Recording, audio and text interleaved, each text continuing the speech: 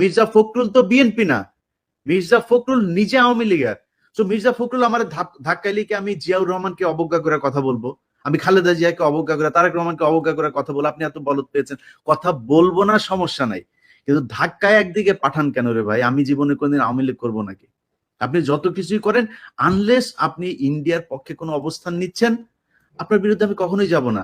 চুরি, আমি এই 5 বছর আগেও বলেছি, আজকেও বলছি, 5 বছর পরেও বলবো, চুরি বিএনপির আজকে অনেক জায়গায় ধরেন কিছু প্র্যাকটিক্যাল কথাবার্তা বলি, ধরেন একটা হাটের ইজারা আওয়ামী লীগের নেতাদের হাতে ছিল, আওয়ামী লীগ পলাতক, এখন ওই হাটটা তো চলতে হবে, হাট তো আর ডক্টর ইউনূস যা চালাবে না, স্বরাষ্ট্রমন্ত্রী চালায় না, বাণিজ্য মন্ত্রী চালায় না, তো হাটটা চালাবে কারা? এখন ইজারা যে নিয়েছিল সে পলাতক, আর বিএনপির লোকজন যা ওইখানে ওইটা দখলে নিয়েছে, তারা গিয়ে এখন ওইটার করে।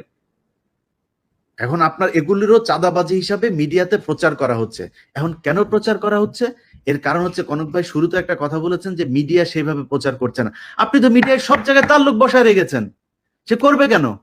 সে তো বলে না, তার কাজ ছিল হাসিনার যখন কিনা বাথরুমের চিপায় বসে ওই যে সুনাকের সাথে ইয়ের মধ্যে, সোফার চিপার মধ্যে বসে একটা ছবি দিল সারা দেশের, আরে বাবা বিরাট আকার, বাইডেন একটা সেলফি তুললো, সেটা নিয়ে কি মার্কেটিং করলেন, এখন করেন না কেন? ওরে নিয়ে ইউনুসে নিয়ে মানে চীন যে যে মানে সম্মান দিয়েছে, এটা যদি হাসিনারে দিত, আর কি করতেন আপনারা? তো সেটা করে না কেন? এর করে না কারণ কি? কারণ কি, ওই জায়গাগুলোতে এখনো তাদের লোক বসানো। ভাই ওইটা ঠিক করেন, ওগুলি যদি ঠিক করেন, পিনাকি, ইলিয়াস, কনক সারোয়ার এদের কাছে আসতে হবে না মানুষরে। আপনি যখন দেখবেন যে সোশ্যাল মিডিয়ার আমাদের 5 মিলিয়ন সাবস্ক্রাইবার কেন, কিসের জন্য? মানুষ দেখছে কেন আমাদের ভিডিও? কিছু আছে নিশ্চয়ই। আপনি মানুষের যদি গলা টিপে, অনেক মানুষ আছে, আমি নাম আর আজকে ধরলাম না, এই যে মির্জা ফখরুলের ঘর জামাই ফাহাম আব্দুল সালাম থেকে শুরু করে বহুত আছে।